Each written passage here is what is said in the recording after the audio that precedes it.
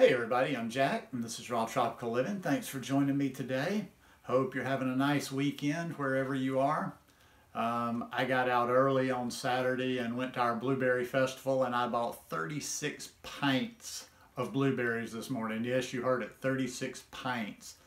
I'm about to get some good freezer bags and I'm loading my freezer up this year. I'm gonna leave the summer with some fruit going into colder weather. It's a good thing I got out and about early because it started raining and it's looking pretty bad right now. I'm hoping to slip back down there. I didn't get my bushes. I'm planning on getting some blueberry bushes, and I hope I can get back down there and get out there in between the rain. But anyhow, just going to talk about ego, higher consciousness, and meditation today. I do these videos every day. I get off topic of, I usually do them on the raw vegan lifestyle, food, fitness, stuff like that, but I go a little off on the weekends. So I'd really appreciate it if you would hit the subscribe button, come back and check out some more of my content, and then click on the little bell and check send notifications so you'll stay subscribed to the channel. I don't know, you know how it is when you're on YouTube, when you're on the internet and doing things. I kind of stumbled on to, well, I've been interested. You know, I meditate, and I've actually been interested and looked into a number of times transcendental meditation. And somehow last week, I know how it was. It was on Rich Roll's podcast. Great podcast. I'll listen to that. I listen to almost every one of his podcasts. Usually listen when I'm walking or in the gym, and he had Bob Roth on his most recent one. And Bob Roth has been involved with transcendental meditation for a number of years. And I just kind of got looking into it more, listening to what he had to say about it. And yeah, it's just got me, I've been interested a few times. I've heard Jerry Seinfeld go on and on about it in the past. And I've seen him give a talk at the David Lynch Foundation. David Lynch, also very instrumental in driving transcendental meditation in the West really these days. It has a few negative connotations. People didn't like the Maharishi in the Midwest. He had his compound out in Iowa and everybody kind of called it culty and this and that, but that's kind of irregardless. You don't really have to worry too much about that. This is not, I don't see anything in the practice today that's really too culty. A lot of people get tripped up and don't like the price tag on learning it, but when I'm able to, I'm going to do it. He has a way of talking about this, kind of like how you drop into that, the method of transcendental meditation, how you drop into this calm. And he compares our mind to like the ocean. You know how the ocean has waves on the surface, but if you go down deep, it's still, it's silent, it's calm, and it's settled. And that's like there's an active thinking level of the mind. And a lot of people think when we meditate, we're trying to calm the mind or get the mind to a certain state. But he seems to think that below this acting, thinking part of the mind, there's a level of our mind that's already there. It's already settled. And I got reading some more stuff. I kind of just went down a rabbit hole with my reading, and I just thought it'd be fun. The timing was good. I thought it would just be kind of fun to share, you know, on one of my weekend talks.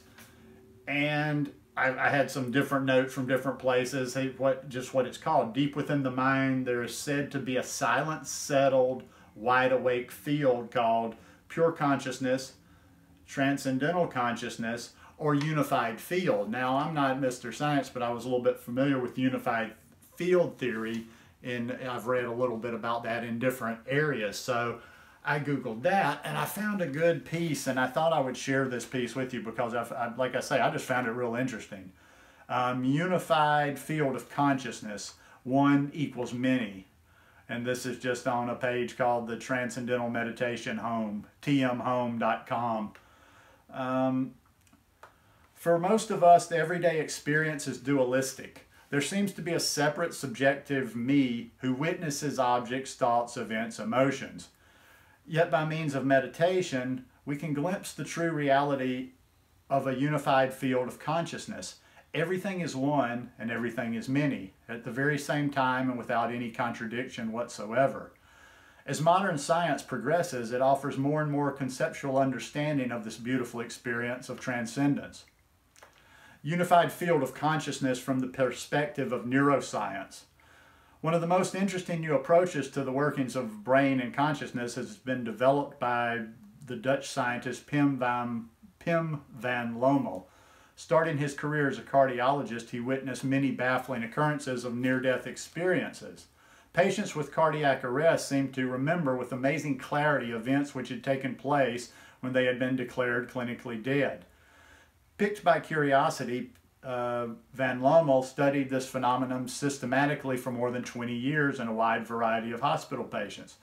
He published his findings in the renowned medical journal The Lancet, causing an international sensation among both colleagues and the lay public. Van Lommel's take on the unified field of consciousness centers around the concepts of non-locality and interconnectedness. The mind seems to contain everything at once in a timeless and placeless interconnectedness.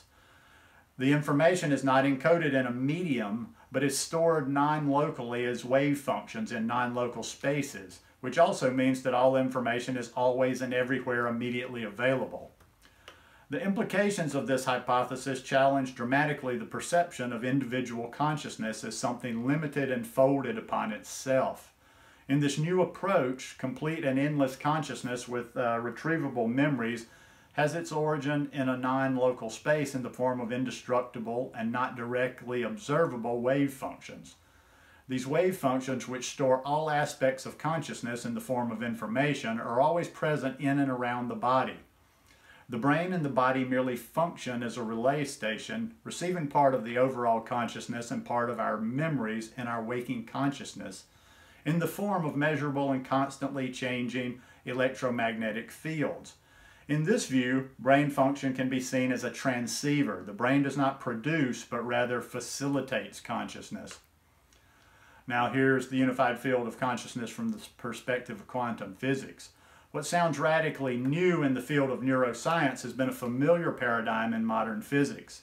The seeds of the theory were laid already by Albert Einstein himself when he postulated that everything in the universe is relative and the existence of different worlds and forms and phenomena can only be accounted for in terms of relativity.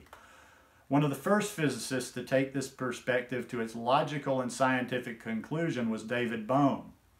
The founding father of quantum physics proposed several metaphors for what the reality of energy-matter continuum looked like. The universe and everything in it, including us, may in fact be part of a grand cosmic pattern where all portions are evenly shared by every other. Encapsulating this unified view of nature, Bohm simply stated, "The new form of insight can perhaps be called undivided wholeness in flowing movement."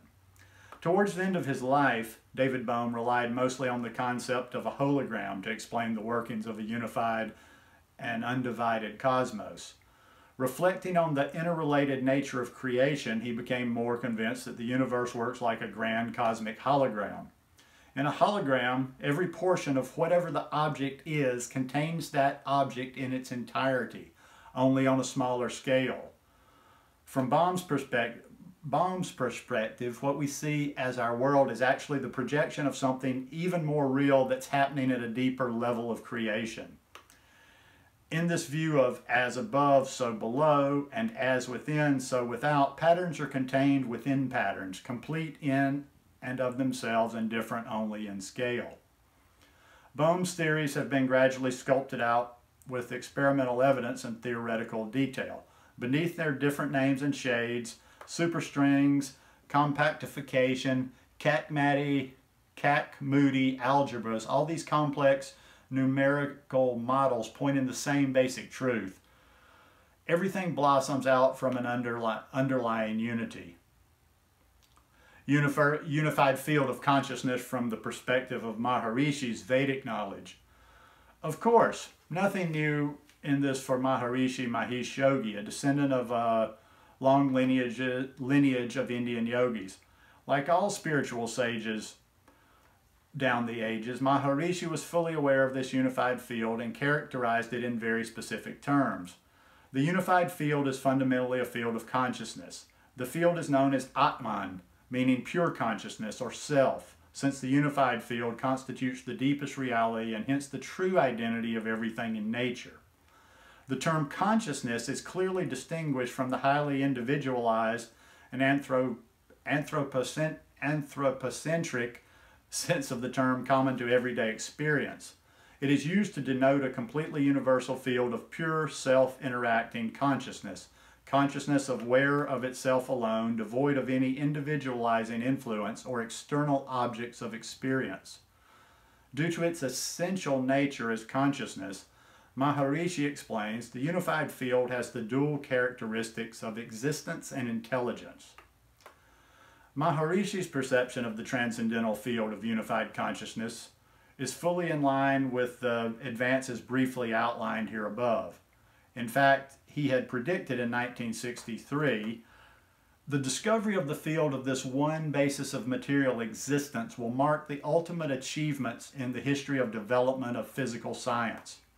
This will assist in turning the world of physical science to the science of mental phenomena. Theories of mind, intellect, and ego will supersede the findings of physical science. At the ultimate or the extreme limit of investigation into the nature of reality in the field of the mind will eventually be located the state of pure consciousness, the field of the transcendental nature lying beyond all the relative existence of material and mental values. The ultimate field of being lies beyond the field of mental phenomena and is the truth of life in all its phases, relative and absolute. The science of being is the transcendental science of mind.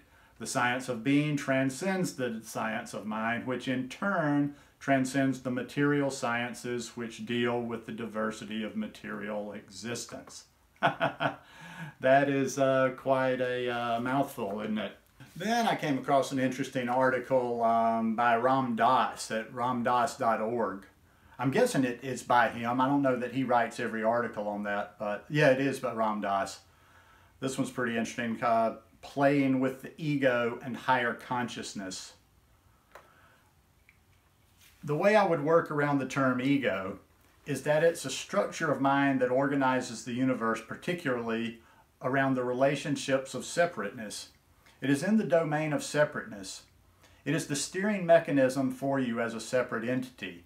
So it's like there are two mechanisms going on in you, and you could equate them to the head and the heart at one level, although that's a little shoddy. There is the intellect, or the conceptual structures of the mind.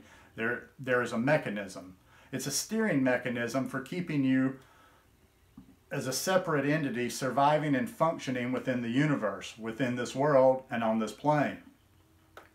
Then there's the other part of you, the Atman, the heart, the intuitive wisdom that merges, that goes out and balances and flows, and what gives away everything and doesn't care. And it's like this kind of unconditional lover. So you develop the ego structure around the two. You don't destroy the ego, you merely turn from identifying with it to instead having it as a functional unit. So there are two planes, and when you have this type of ego structure for orienting yourself and functioning on this plane, it is still going to be functional when you're not identified with it. You have the ego and see it as being, as Swami Vivekananda said, a lousy master but a wonderful servant. The art is to convert it into being a servant while always remembering that the ego structure is a fear-love dichotomy set up with the Atman. The ego itself is not built on love because it's built on the fear of non-survival. It's a beautiful instrument unless you become identified with it all the time, in which case you are always fearful, which leads you to making decisions that are a little inappropriate because they're colored by your looking from inside this place. When you're outside of it, you use your ego as you need to make decisions. You go in and out of it, and that's really the beauty of playing with the ego and higher consciousness. And it's only when those two planes work that the ego becomes functional. So some pretty deep stuff. Like I say, just thought I would take y'all down the rabbit hole with some of my reading, but some of the stuff on the consciousness, higher consciousness and ego is just fascinating to me, and it could be leading to something. I feel like with my meditation practice, with just everything in my life, that something's about to happen. I'm about to go in another direction, or that I'm just deepening some of the things and practices that I do. So Take from it what you will. Hope you enjoyed the readings. Hope you enjoyed the concept. If you like it, please give me a thumbs up, and I'll see you guys tomorrow. Peace.